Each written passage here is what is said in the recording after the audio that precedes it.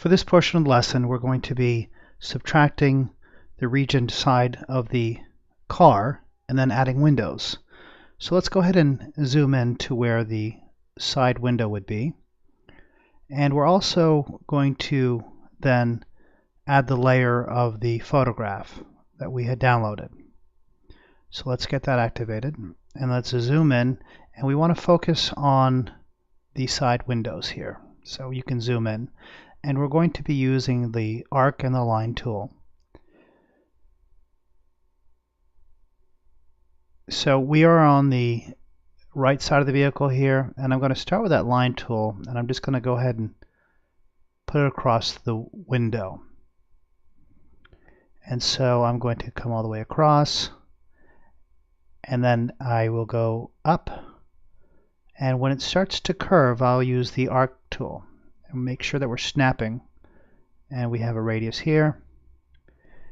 And less is more on these type of activities, and we're going to be following the photograph, and we'll create this arc here.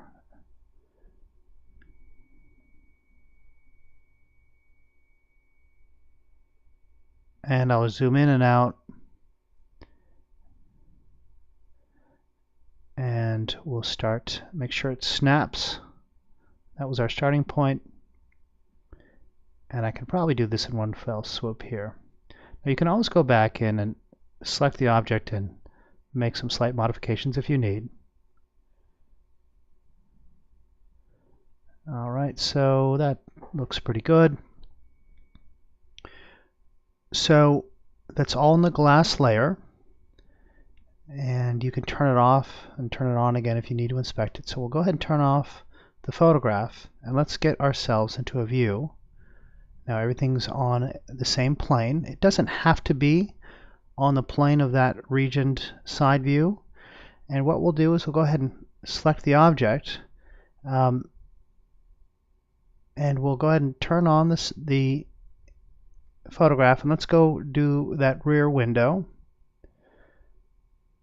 and I'll do the exact same procedure that I did for the front window. And less is more, so I want to use as fewer pieces as I can.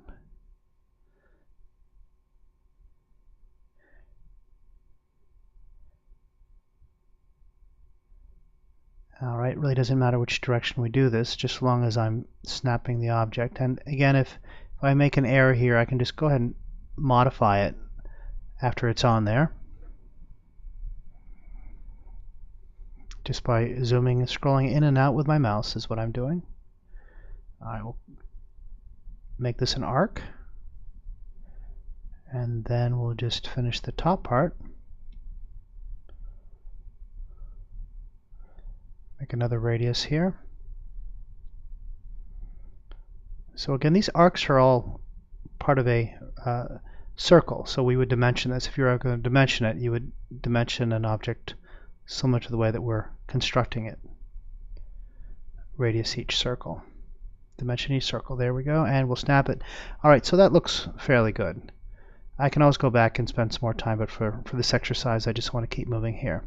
So we'll turn that off, and we'll go ahead now and type in region, which is going to turn it into a single object. Alright, so make sure we have every portion of this selected, and then I'll press enter, and it will tell me, if you read what it's telling me, that I have two regions selected. So if it didn't region, that means the object is probably not snapping to itself. Alright, so we can't see it right now, but that's okay. So what we'll do is we're going to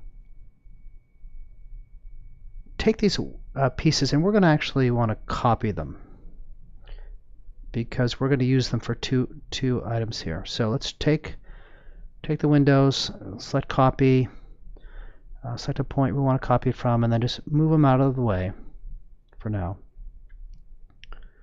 Alright, and then so I should have at this point two sets of windows.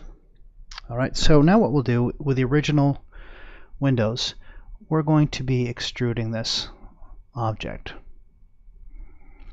Alright, so we want it to come right through the side of the vehicle. So type in extrude, press enter, and we are going to let's go ahead and first give this side some depth. So we'll extrude the side of the vehicle, and we don't need it to be too thick, so I'll type in for the extrusion 0.5 of an inch. So it's extruded, and we'll do that to both sides. And make sure it's on the layer of the side, not the glass. Alright, so now we'll select the windows inside, and we'll type in extrude again. And press enter, select each item, press enter. Now we want this to go all the way through, so you can eyeball this. And the nice thing is you can also select it from the top view and move it in or out. But make sure that it's just going through the side of that car. And you can also check that by going to the conceptual view, and you can see it coming through there, and that's okay. And then what we'll do is type in subtract and press enter. Now we want to select the object we want to keep, and then press enter, and then we'll go ahead and select the objects that we want to remove. Now you have taken out the windows. Now for the windows that we created here, we do need to give them some depth, so type in extrude, and it's best to make the same depth that we did for the sides. Select the objects, press enter, and I'm going to type in 0.5 for half an inch, and then press enter. Alright, and now we'll go ahead and move the window. So type in move or M and press enter, select the objects, press enter, select a point, and the corners are usually a pretty good place to select it if you can. And you want to inspect what you're doing, and it should snap to the inside or the outside. It's really up to you. So rather than redoing this whole procedure, it makes more sense just to copy what we've done, including the wheels. So that extra piece out there that we'd made is really not necessary. It's always nice to have it just in case something goes wrong here. But let's go ahead and type in mirror, M-I-R-R-O-R, and press enter. And we'll go from the top down. We don't want to mirror the lofted car, but we'll go ahead and select the center, select a point, and then we don't want to delete it, and it defaults to no. And then you should have, at this point, created your car. And so you can use the orbit tool and inspect it. Make sure everything's there. Alright, we don't need that extra piece, so we'll delete it. So you have, in this lesson, created the windows by subtracting and then extruding, and then we have mirrored the side of the car, and we've, for the most part, finished the construction of the car. Last thing you're going to want to do, though, is type in thicken.